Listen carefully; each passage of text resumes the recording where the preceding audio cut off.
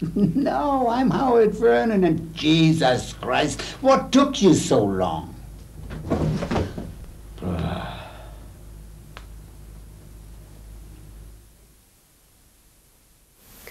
Mr. Vernon. Excusez-moi, pas Mr. Vernon ou Monsieur Vernon. Je m'appelle Howard, en français Howard.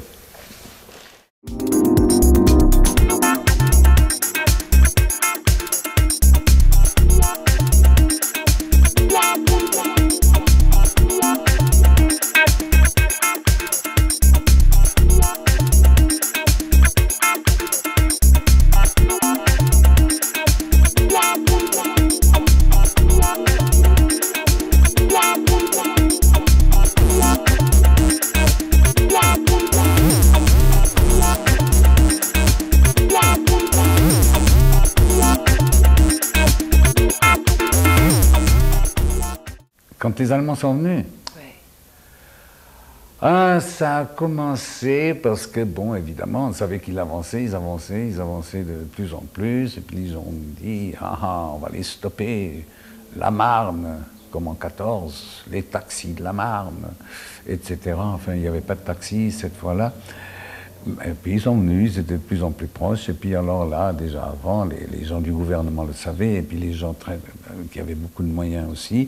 Alors il y avait l'exode, on a quitté Paris, d'abord des très belles voitures et tout ça, ensuite des voitures un peu plus modestes, et puis des 2 chevaux,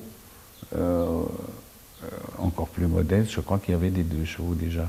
Enfin, et puis finalement des gens qui poussaient des voitures d'enfants, avec des valises dessus et tout, et puis Paris s'est vidé peu à peu, sauf moi.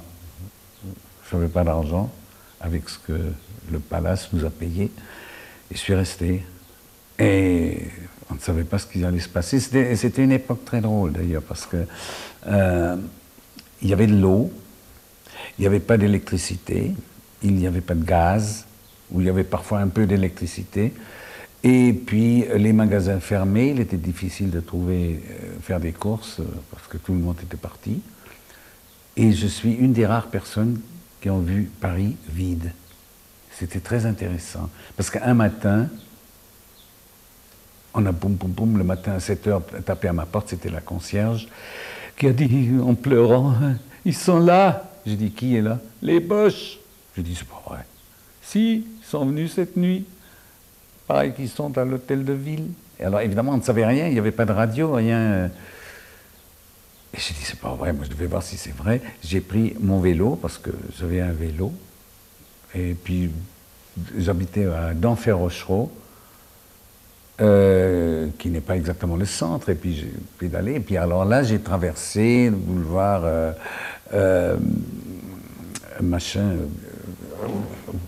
partie du boulevard Paille, et puis non, et puis après, boulevard de l'Observatoire, boulevard Saint-Michel, et jusqu'au pont qui traverse la Seine, il y avait, non, c'était, oui, attends, je ne sais plus exactement quel pont c'était, non, le pont du Palais, qui, après le boulevard Saint-Michel, évidemment, c'était ça, oui. Jusque là, pendant tout ce parcours, j'ai vu un seul groupe de 3 personnes qui étaient là, dans la rue. Mais sinon, vide, vide, vide. Et il était 10 h du matin. Rien. Tous les volets clos. C'était assez impressionnant. Et puis alors, j'ai dit, est-ce qu'ils sont vraiment à l'hôtel de ville? Bon, de l'autre côté, rive droite. J'ai longé, je suis allé au Châtelet, et hôtel de ville, et là, en contournant l'immeuble, j'ai vu la croix gammée qui flottait sur l'hôtel de ville. J'ai dit, c'est pas possible, et en même temps, j'entends marche militaire allemande, et une colonne de soldats et tout ça qui sortait. Alors ça m'a tellement... ça m'a bouleversé, je commençais à pleurer comme un gosse, j'ai fait demi-tour, et puis après j'en ai rigolé, même pas tout de suite, je dis qu'est-ce que je dois être ridicule en train de pleurer là, tout en pédalant sur le vélo, mais c'était comme ça. Et je suis retourné, et puis après, bon, c'était l'occupation. Et là, à mon point de vue, parce qu'évidemment, il y a les journaux ont réapparu immédiatement tout de suite. C'était organisé d'une façon absolument extraordinaire. Il y avait de nouveau des journaux et tout. Et les Allemands, à mon point de vue, ont fait une gaffe monumentale. C'est-à-dire, ils ont instauré le rationnement de la nourriture. Et ça, il ne fallait pas le faire. Parce qu'en même temps, il y avait des articles dans les journaux, des trucs à la radio et tout. Vos alliés, les Anglais, vous ont trahi. Eux, ils ont embarqué à Dunkerque. Ils vous ont laissé, là, ils vous ont laissé tomber. Et il faut marcher avec nous contre eux. Mais ils ont fait des restrictions alimentaires. Et ça, avec les Français, il ne fallait pas le faire. Parce que la nourriture est très importante. Et je ne suis pas sûr que s'ils avaient laissé les Français manger comme avant, si les Français n'avaient pas marché, c'est très méchant ce que je dis, mais je le pense vraiment. Et puis alors, bon, ben alors c'est la vie d'avant, enfin une vie normale enfin aussi normale que c'était possible, vu les circonstances, a repris. Et puis, un jour, j'ai dit, tiens, je vais voir à la Casa, enfin au musical où on était, qui avait fermé avant, parce qu'il n'y avait plus personne. On avait matinée et soirée tous les jours. Et entre les deux représentations, on est allé dans le café tabac en face, au Faubourg Montmartre. Et j'ai dit, je vais prendre un café là-bas, je vais voir ce qui se passe là-bas. Je vais là-bas, et j'entends, oh, tu es là aussi. Il y avait, je ne sais pas, une dizaine de collègues, acteurs, des gens, danseurs, chanteurs, girls et tout ça. Et ils ont dit, ah ben dis donc, c'est formidable, si tu es là, on peut ouvrir, on est tous là. Il n'y a que la contrebasse de l'orchestre et une des danseuses qui sont parties. La contrebasse, on peut le remplacer. Et la petite danseuse, au lieu de 12, il y en aura 11.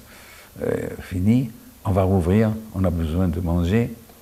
Alors on est allé voir M. Varna, le propriétaire du Palace, du Casino de Paris, de je ne sais pas quoi encore. Il est propriétaire de plusieurs théâtres, et musicals surtout. Il s'était tiré à Marseille. On est allé trouver l'administrateur du Palace. On lui a dit, on va rouvrir. Paris est plein de soldats allemands. Ils ne demandent pas mieux de voir des filles nues. Surtout que ça n'existe pas chez eux, ça n'existe qu'à Paris, les petites filles nues sur scène. C'était pas pour maintenant. Et elle a dit, ah oui, mais je ne sais pas si ça marche, je ne peux pas vous garantir vos appointements. Et alors on a dit, on s'en fout des appointements, ou des garanties ou quoi, on va ouvrir et on va partager. Et c'est ce qu'on a fait. On a fait des points, autant qu'on était de personnes, et on a dit, une fois le gaz et l'électricité payés, on met, je ne sais pas, 10 points de côté, ou je ne sais pas, ou 5 ou quoi, pour le nettoyage de costumes et tout ça. Donc ça a marché. Et oui, ça a marché, on l'a fait, et on a gagné un argent fou. Monsieur Varnois, on ne pouvait pas communiquer avec de l'autre côté, sauf clandestinement, avec la zone non occupée. Il paraît c'était un monsieur qui aimait beaucoup l'argent, qui était très, très avare, surtout au point de vue appointement. Et quand il s'agissait de payer ses employés, ses danseurs, ses acteurs et tout ça, c'était vraiment ce qu'on appelait un exploitant. Et il paraît qu'il a dit, mais c'est affreux, c'est du communisme. Et en effet, c'était du communisme, et on a gagné un argent fou. Et the show was called Les Beautés de Femmes. Oui, beauté de femme va se terminer et nous allons solliciter de vous. Ça, c'était le song final du final sur la musique d'un truc de Charles Trenet. Et il y avait une chose très touchante la première fois que on a partagé, quoi. On a ouvert, je ne sais pas, une semaine ou quoi, un samedi suivant ou quoi. il y a 3 d'entre nous à tour de rôle qui sont allés compter les recettes et tout, parce que ça c'était convenablement fait, sérieusement. Et puis alors on a payé, chacun a reçu mais quelque chose d'absolument extraordinaire. Tous, chacun la même chose. La petite danseuse et les solistes, la même chose. Et alors, on a été payé. Et le lendemain, je me rappelle, il y a une petite russe, vous savez, une fille de réfugiés russes, une petite danseuse qui a dit, c'est merveilleux, je suis allée hier avec maman acheter manteau, maman n'a pas eu manteau neuf depuis 12 ans, celui qu'elle avait, il était tout déchiré. C'était vraiment, c'était touchant, c'était parce que ça fait du bien à un tas de gens. Et puis alors, bon, monsieur Varna était furieux, mais nous, on était heureux.